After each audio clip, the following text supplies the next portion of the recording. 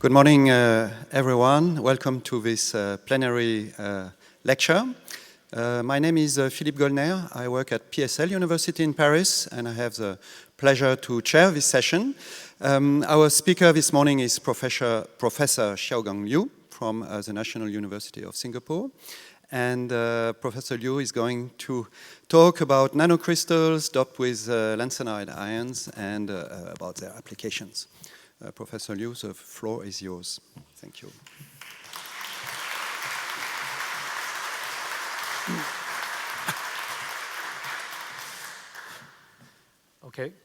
Okay, that's good. Yeah.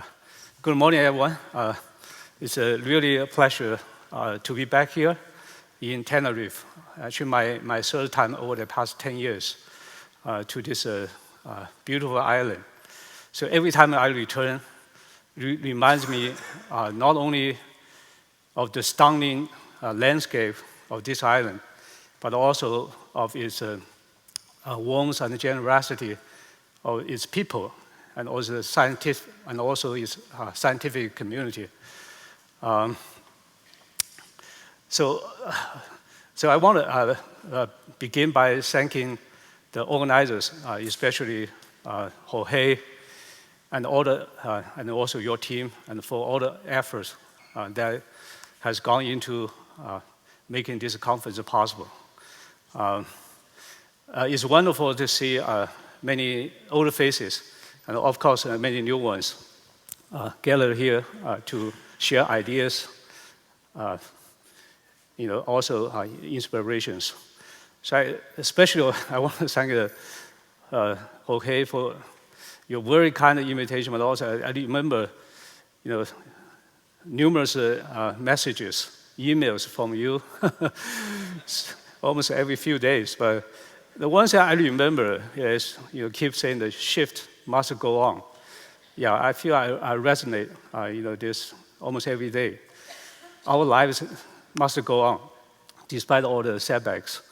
Yeah, it's actually really is an encouragement for us. Tenerife has always been a very special place for me, where the science and nature meets. Also reminds me, how much there's still to explore in terms of science. So today, what I wanted to do is I want to share with you some of the recent research work going on in my group, nanocrystals and also dopings. A topic I think hopefully will, in many ways, is about seeing the world in new dimensions. First and foremost, I want to, of course, thank the people behind this work. Many now the students, but of course many former students and postdocs for their tremendous hard work, dedication, and also tenacity. So without them, I wouldn't be here to introduce the research. Also, I want to thank many of my collaborators. I think many of the collaborators sitting right here for your strong support and encouragement. I still remember numerous phone calls, messages, Zoom meetings, through the discussions. I really learned a lot from all of you. It's a really inspiration journey for me to work many of you so in this field.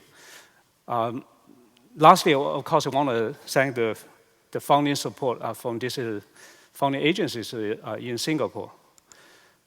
So our interaction with light, I think, is a story that has been largely forgotten, okay, buried under our feet. So if you look at so in this summer, actually, I was giving my RSC lecture tours. I visited many places in UK. Including this magnificent Lincoln Cathedral. But what struck me most is not this stunning architecture, but the color, the light pouring through the standard glass. Because in old days, when people cannot read, so the images, the color images, actually convey the information through colors, through form. I think that experience resonates exactly what we do today. We don't really rely on this. We don't really shape glass. We actually we engineer photons. We really use we don't really rely on the sunlight. We actually guide the photons. But the goal remains the same, okay? We actually to find and tune and manipulate light, to use a color as a general universal language for encoding, sensing, and conveying information. So as we understand the light, understanding of light deepens, so we begin to harness the light. So the light becomes our lens to look at the invisible. So with the invention of the microscope, so now we begin to look at smaller things inside the cells, organelles, and also the molecular structure that defines life. As we, so the same principle applies to our universe. So I mentioned this is small cells, but if you look outward toward the universe, so this is, the light is also very useful, allows us to look at the universe as the whole pictures. But remember that no single color can reveal the complete picture of the universe. So we pretty much requires every wavelength to decode the information of every spectrum. So from the radio wave, microwave, infrared, UV, X-rays, gamma rays, you can see if you want to collect all this spectral information, it becomes very challenging. We need multiple detectors. So that's the challenge facing our research, how we can, in future, of course, we want to build a compatible optical device, optical detectors that can really trace every wavelength of the solar spectrum. Of course, this comes the research problems, the challenge due to the spectral complexity from each wavelength, and also the cost in instrumentation, and also the difficulty in collecting all this information. So as we take every wavelength of light, the optical setup obviously becomes more complex. We need more lasers, filters, optical choppers. The alignment of laser becomes also an issue here. So this poses significant challenges and also opportunity for us. Can we simplify this optical setup perhaps using optical materials? So optical materials provides a solution because these materials can allow us to convert the light from one particular wavelength into another wavelength of light. So this we call the frequency conversion materials. So the history already proven that. So this green fluorescent proteins already recognized by the Nobel Prize, used as wonderful labels. Also, recently quantum dots recognized for this high quantum conversion efficiency used for labels for displays. And also the lens and nanoparticles, that's the topic I will focus on today. And also morphs, these COFs, those single crystals, they're excellent candidates for as scintillators that convert, for example, X-rays, gamma rays into visible light. So these materials provide a very powerful platform for us to manipulate light. I would think it's most important to even to quantify the light output using these optical materials.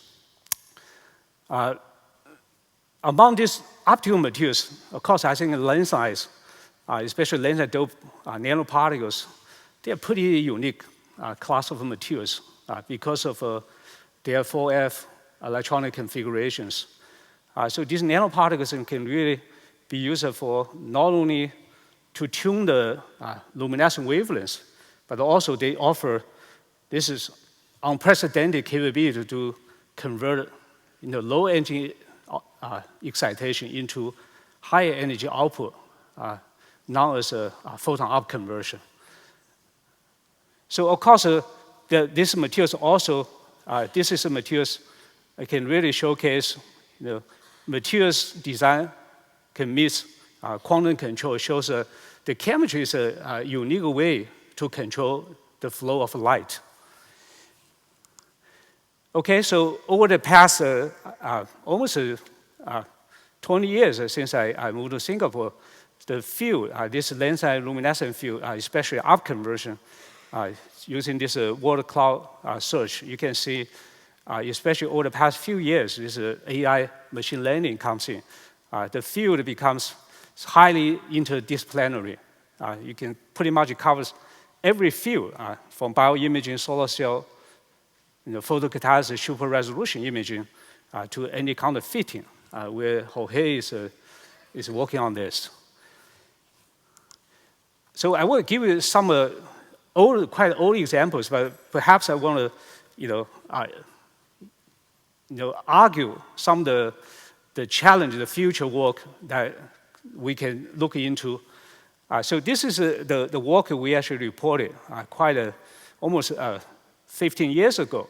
This is very interesting type of materials. We actually can control the phase of the crystals through this lens-side doping. So lens-side doping is a very powerful method to not only control the particle size, the particle luminescence, but also, more interestingly, actually control the crystal phase. So as we introduce these gadolinium ions into the crystal, this we actually use sodium ion fluoride. This is most standard up conversion host materials. We can actually control the crystal growth from cubic to hexagonal phase. It's a very interesting phenomenon using the lens side as a dopant to change the crystal growth environment. I also want to highlight this quite old work on this using gadolinium ion as a platform, as a tool to control the energy migration over long distance. So this is achieved actually using core shell nanocrystals. So this is unlike a bulk materials. We actually don't see this kind of energy migration, up conversion for certain lens ions. So only with these core shell structures. So that's the beauty of using this core shell design. So we can actually, partition different type of lens ions in different core shell layers to control energy transfer between the lens ions. So in this case, the GD is the energy migrator. Can take the excitation energy absorbed by YB and then to TM. And then through the GD lattice, so we talk about energy transfer, energy migration, or hopping through the GD ions and then to the emitter. So this is energy migration is quite interesting. We quantified the migration distance actually beyond 20 nanometers. But the most challenging issue in this type of energy transfer process, I think, is how we quantify the energy migration rate. How long it takes energy transfer from one ion to another ion. So we're actually currently working on this, try to quantify the energy migration rate. So I mentioned this core shell nanoparticles, these up conversion particles. Interestingly, you can think about, you actually can use these up conversion particles as an energy donor to transfer energy to small molecules, for example, organic dyes coated on the particle surface. I heard some interesting talks yesterday, the force resonant energy transfers. So you think about these nanoparticles. So this is humongous energy donors. If you want to transfer energy to the small dye molecules shown there is only less than 1 nanometers. So as we know that the Fred energy effective critical energy transfer distance actually normally is less than 10 nanometers. So ultimate distance is about 5 nanometers. So if the particle, the size is about 30 nanometers. So it means the energy transfer from dope the lens ions to this organic dyes becomes less efficient. So we actually demonstrate that if we can use this energy migration I just mentioned through the GD ions, so we actually can significantly enhance this Fred process. On the other hand, so this lens and dope particles, organic dyes, they also have very interesting coupling interactions. So we actually realize that if we can combine this lens and dope particles with a special class of organic molecules, we can achieve this triplet energy transfer. So the triplet transfer efficiency, we can achieve almost a near unit.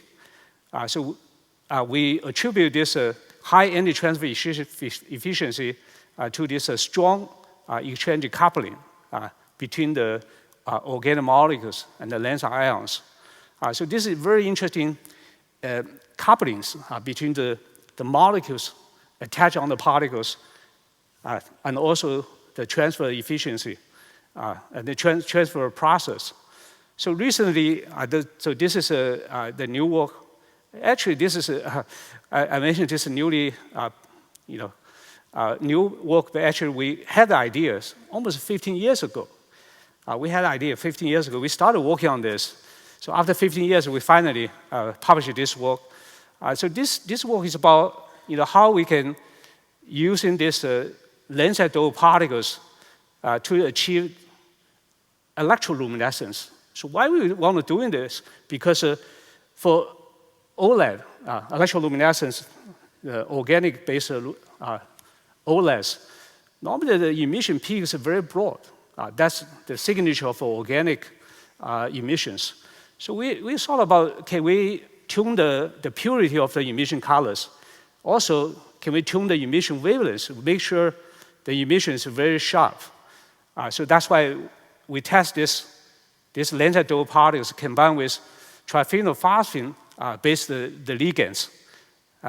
We actually realized not only this highly efficient, I call it highly efficient, relative highly efficient electroluminescence. The efficiency currently is about 5.9%, although it's not comparable to the current, the most advanced OLED systems. But that actually shows we can fine-tune the luminescent colors. So this we still try to optimize the interaction of these organic molecules with lens and dope particles. I also want to highlight this is a very interesting optical phenomenon that only exists in this lens and dope particles, core shell particles. So we actually, 10 years ago, almost 10 years ago, we actually demonstrated that we can fine-tune the emission color from these particles by controlling the pulse duration. So here I use the name of spatial temporal control. So this is quite important. You think about, we have a material that we can not only control the position of the emission, but also we can control temporally. So we can control the time sequence. So that's actually quite a powerful tools. So how we achieve this? So we realize that we can, if you use these multi-core shell nanoparticles, you can partition a different set of lens ions within the core shell structures. So we can, you can look at the picture shown here.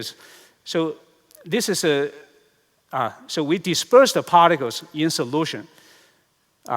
If we excite it using different lasers, 980 nm long pulse, 980 nm short pulse, we just change the pulse duration, we can get different colors. The middle one is on the AOA nanometer CW excitations. So the particles give a different emission colors on the single composition. So this is quite interesting because in the past, if you want to tune the colors, we have to change the particle composition. But this, for quantum dots, obviously if you want to tune the color emission, we have to change the particle size because of the quantum confinement effect. So this is the only material that we don't need to change the particle composition, but we can achieve the color tuning or modulation through external stimulation. So for example, on the different pulse durations. Here, I want to highlight, this is a pretty old work by Danny. So can you also click on the right here? So Danny actually developed this quite interesting strategy. You can see, because we can actually control this upconversion disk using lasers. So this particle can trap the energy, then use it as the energy as a model. As you can see, although this is quite old work, but every time I look at this, I was amazed by this. I think we can also, Danny can also control the direction of the rotations using this lens and doped nanoparticles. And also I want to highlight this work done by Louis. So Louis actually showing this, the lens and doped particles have this very sensitive thermometry properties. So you can really control the absorption of these nanoparticles and control the local temperatures by controlling by using these nanoparticles as tools. We actually call it ruler. So dispersing the solutions, we actually can use these nanoparticles to measure instantaneous Brownian velocity. I think this work can really has really inspired a large group of research activities in nanothermometry. So I want to also show you, because I mentioned this spatial temporal capability of these materials. Speaking about the device, how we can really use these materials and also these upconversion capabilities, we actually can make this integrated wearable near device. So what we're seeing here is, this is a very small device, about this kind of size. So we have two sets of lasers. So these three lasers, 800 nanometer excitation. The other three is actually not 80 nanometer excitations.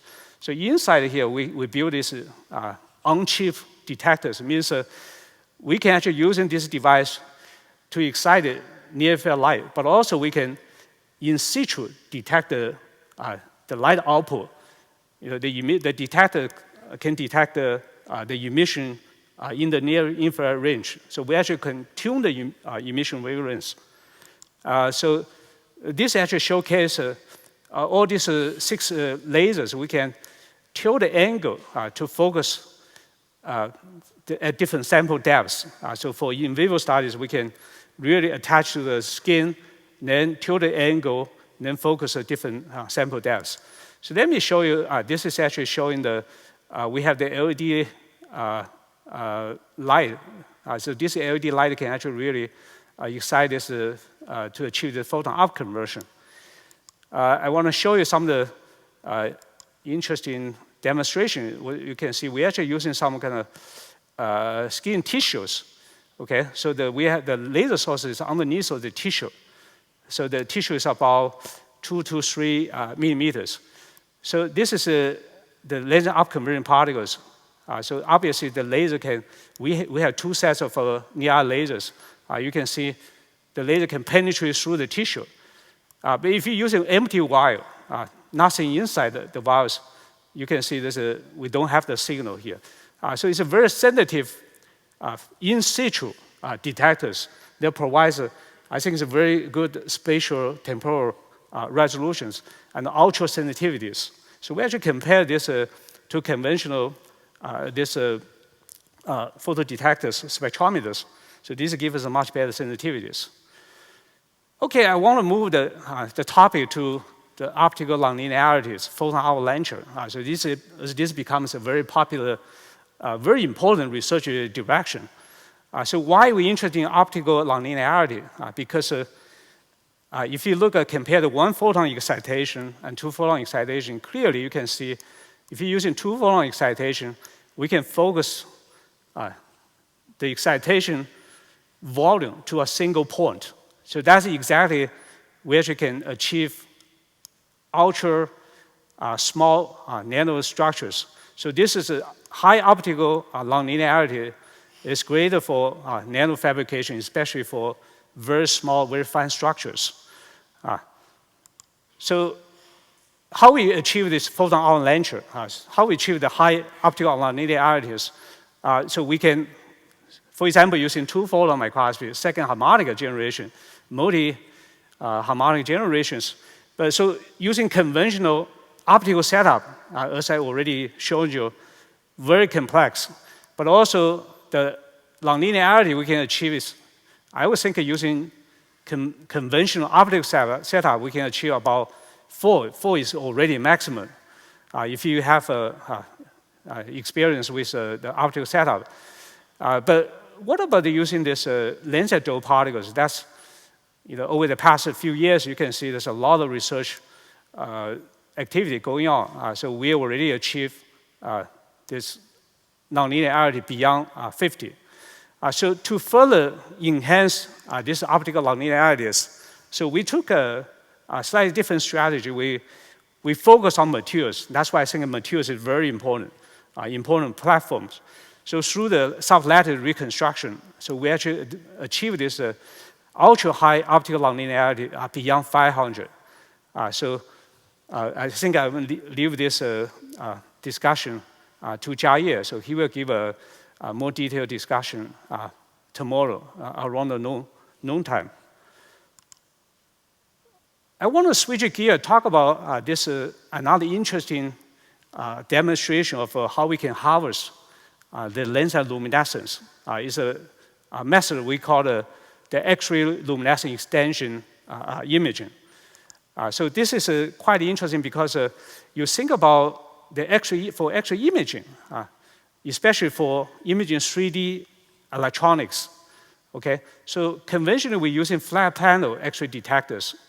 But the 3D structures is difficult to resolve because the imaging, the overlapping, because of flat panel detectors only give you 2D projection of X-ray imaging.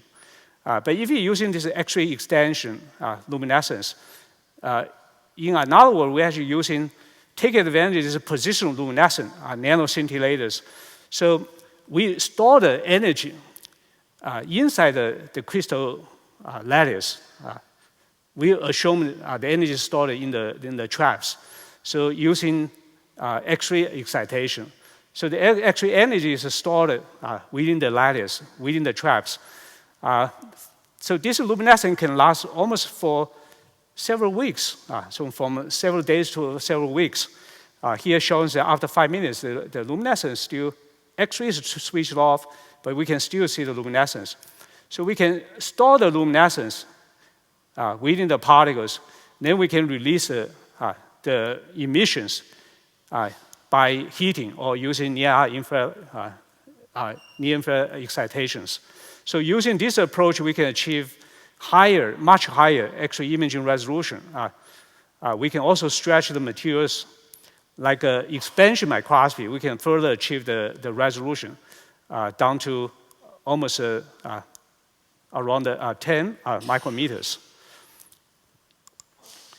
Of course, there's also a challenge in the field. Is either when we do X-ray imaging or optical imaging using optical materials, the problem is the photon scattering. So for example, this is a 3D, the chest model using the conventional CT images. What happens is when the X-ray focus onto this, the chest object, the X-ray beams will scatter within the tissues. Some the scattering occurs at small angles, and the other scattering spread out. So this photon scattering becomes a problem because you think about the photon scattering, then diffuse the photons, so blur the final imaging. So that's exactly the current X-ray imaging struggles to achieve a higher resolution. So forcing increased X-ray dose rate to compensate this photon scatterings.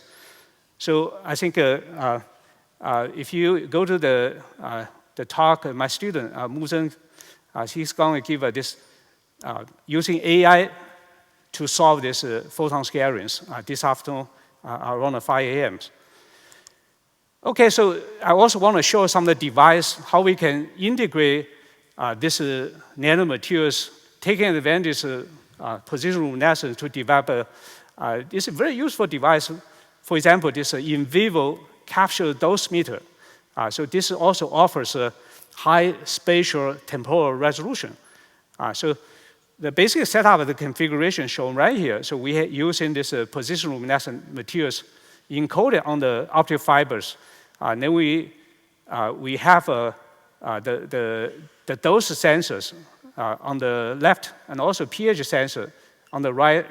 And then we also have the barriers, the antenna for the Bluetooth connections. We also have the microcontrollers. So we can actually use a smartphone to detect the local, the pH, dose rate, and also the temperature. So this capsule dosimeter is actually can be swallowed. It's very small. It's a size 2 of the capsule you typically encounter from the drugstore. So you can swallow this. You can measure. So for radiotherapy measurement, so you can swallow this and can really monitor the local dose rate absorbed by special particular organs.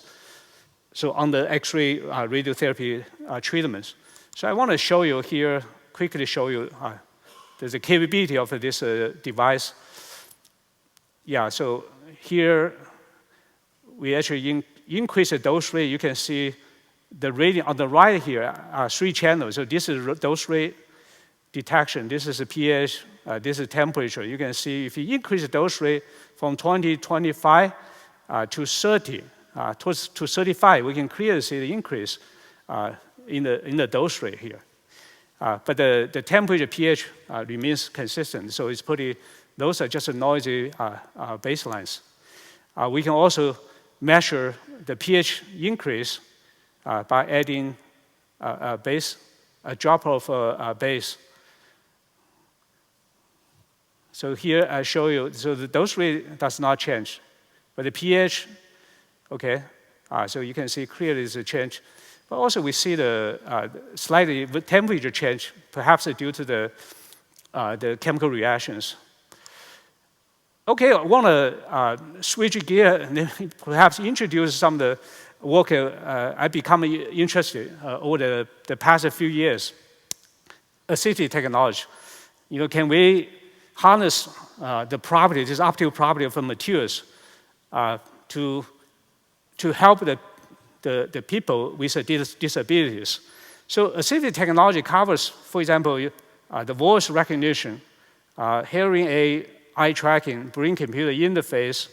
So I want to highlight, of course, all these technology have the pros and also cons, but they also have the limitations. For example, the voice recognition cannot be used in a noisy environment.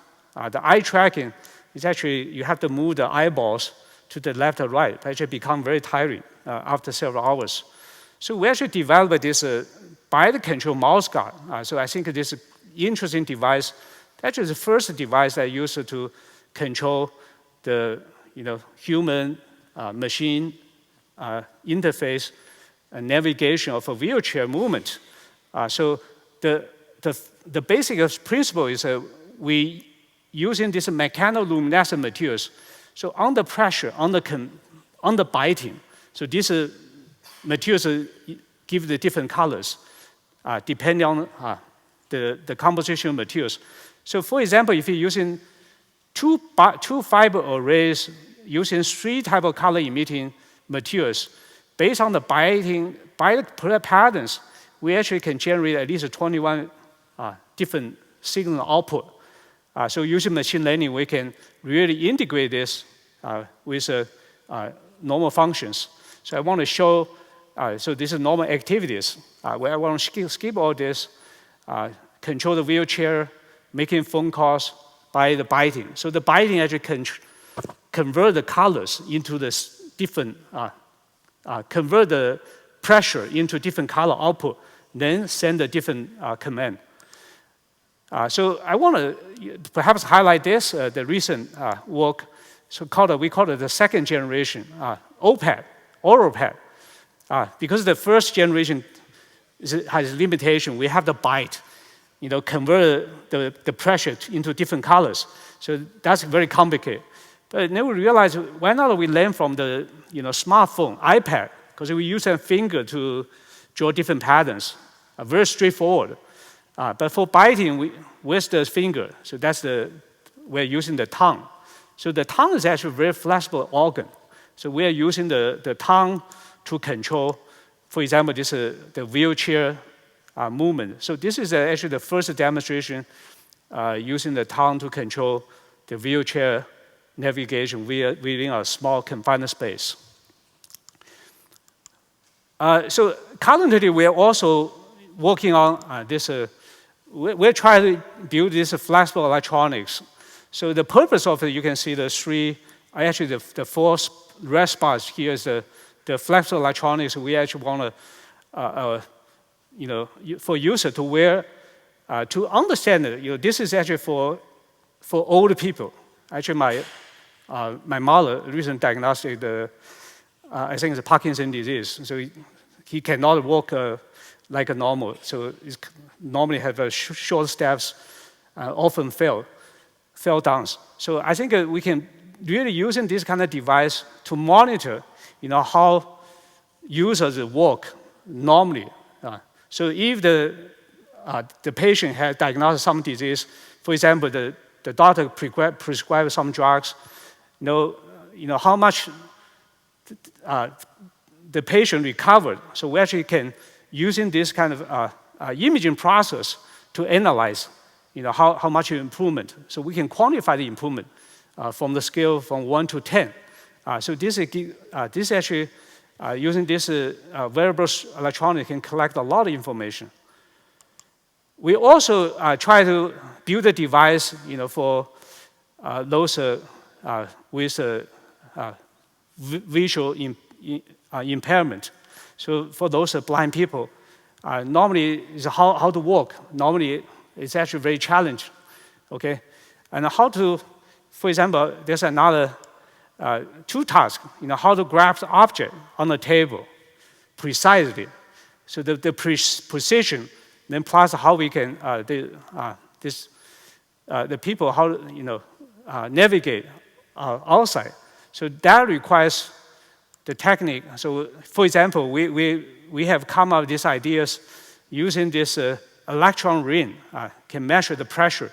For example, the user can wear these rings that can sense the pressure.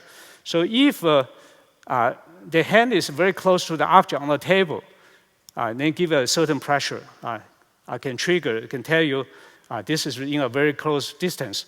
So if the hand is moving away from the object, so the pressure also triggers response. So using this we call it reinforce.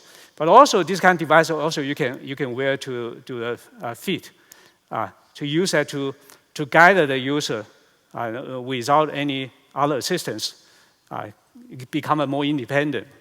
I hope I can give you an update in a few months. So we're still working on this project. I think, as I mentioned, let me move back to how we can use light to achieve different functions. I think one of the most challenging research in photonics is actually not only we can detect the wavelengths of light, different colors, but actually the challenge is how we achieve high-dimensional light sensing. So high-dimensional is actually beyond the wavelengths. So for example, can we detect the phase, the angular momentum, the polarization of the light, especially on a single chip, on chip. So because if we can do that, it becomes very useful. So for example, we can integrate this on-chip high-dimensional light sensor into a smartphone. So first, I want to demonstrate this is how we actually can detect the angle of the light using the color conversion. So this is the picture I actually took 3 years ago. I remember I took a walk with Andres and Danny and Louis. So we took a long walk, but that day was a raining day. So beautiful rainbows. Then I thought, can we actually using this angle to color conversion to measure the light? So this is important, high-dimensional, multi-dimensional light sensings. So we actually developed this quite interesting using, again, nanomaterials. But the pattern is tricky here. So we're actually using more like different azimuth detectors. So for example, using different colors to determine the specific angular positions. So using this approach, for example, we actually can reconstruct 3D imaging of any object. So unlike confocal imaging, you have to do the XY, then the Z scan. Here, we can use a smartphone to take a picture, just one snapshot. We actually can record a 3D imaging of the object because the angle means a different distance, the depth, just like a LiDAR. So we can convert this distance, depth, into colors. So we can profile the angles into different colors. So different color here shows a different depths. We can resolve, now the challenge of course, the resolution.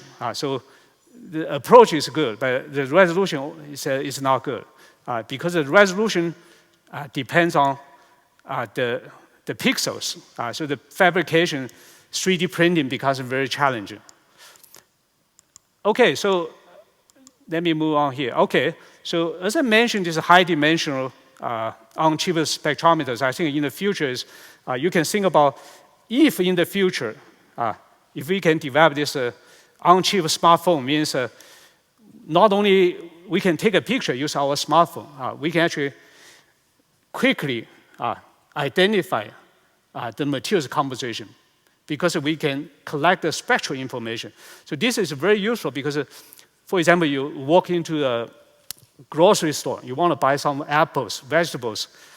You can take a picture, but then you can scan to confirm if the apples contains the chemicals on the surface or not, because you have a spectrometers.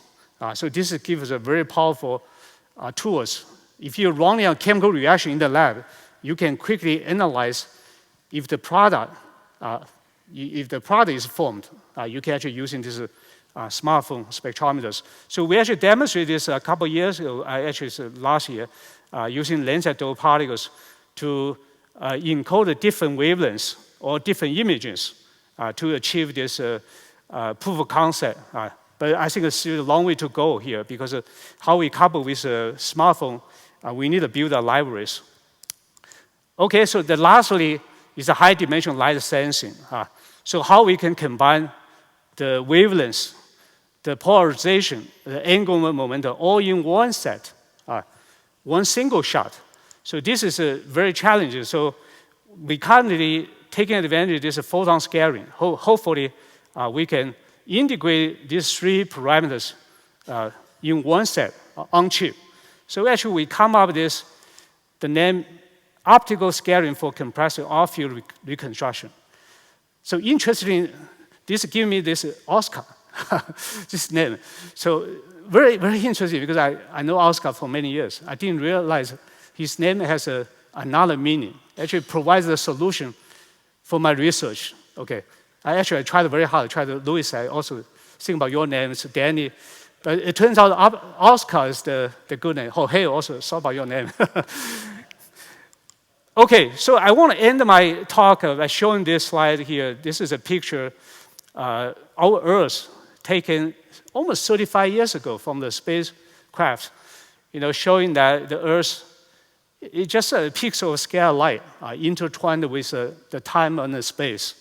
So I think that there's still a lot to learn, although we understand the light, how light interacts with the materials a lot, but I feel like there's still a lot to learn. Okay, I think I'm going to end this. Thank you for your attention. Once again, I want to thank Jorge. Yeah.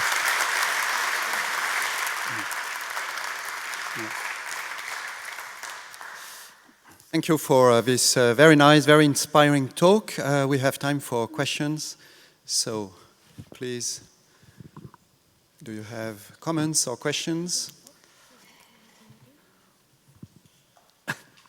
the question is good. Maybe I can start with one question. So you showed in the talk several cases of applications where the devices seem to be really advanced toward these applications. So how do you see the challenges to, let's say, move forward to, let's say, commercial products, for example? In which field do you see the main challenges? Yeah, so this laser doped particles, of course, I think it still remain, the research still remains fundamental research, especially more immediate application. I think most people think about labeling, sensing. So that can be, it's already been proven because it's biocompatible. So you can tag these particles to cancer cells. You can perform the labelings. So, but that's already proven. And also, super resolution imaging. I was thinking, photon avalanche was another interesting topic. Single photon emitters. Those, of course, is the fundamental research.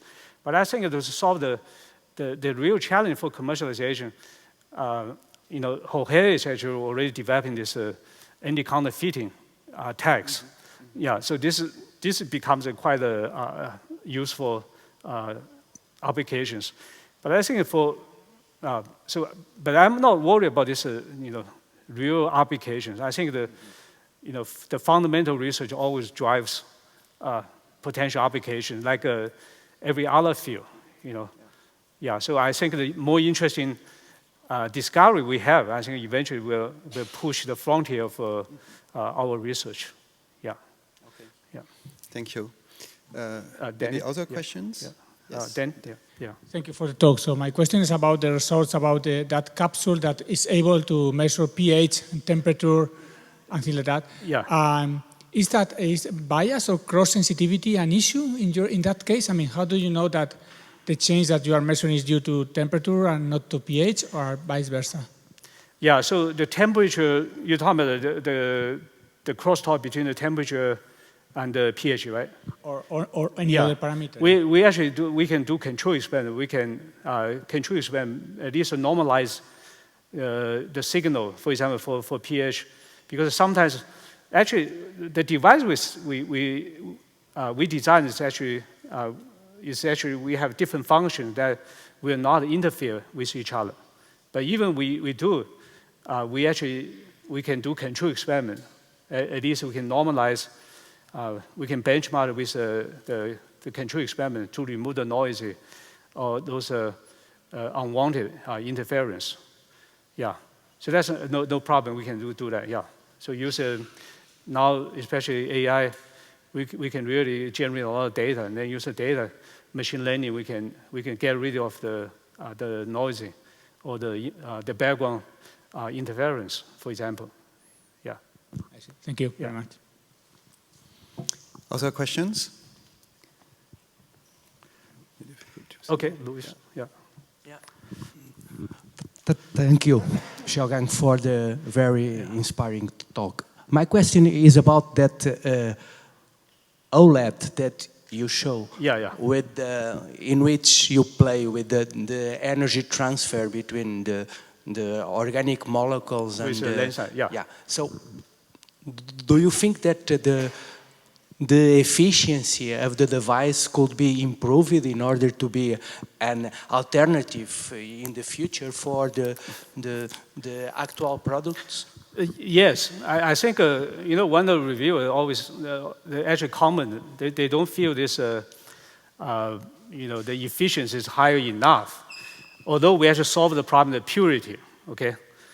OLEDs, the purity is the one issue here. But of course, although we demonstrate around 5.9% the efficiency, but compared to the current OLEDs, it's still not enough. But I think perhaps for example, photon avalanche, this kind of approach, we can significantly enhance the particle emissions. So that thing is still a lot of research to be done here. This is very preliminary results, but at least it's encouraging. Yeah. I think you have another question over there.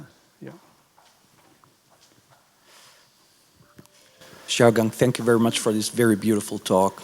I would have a related question concerning your triplet energy transfer. Yeah.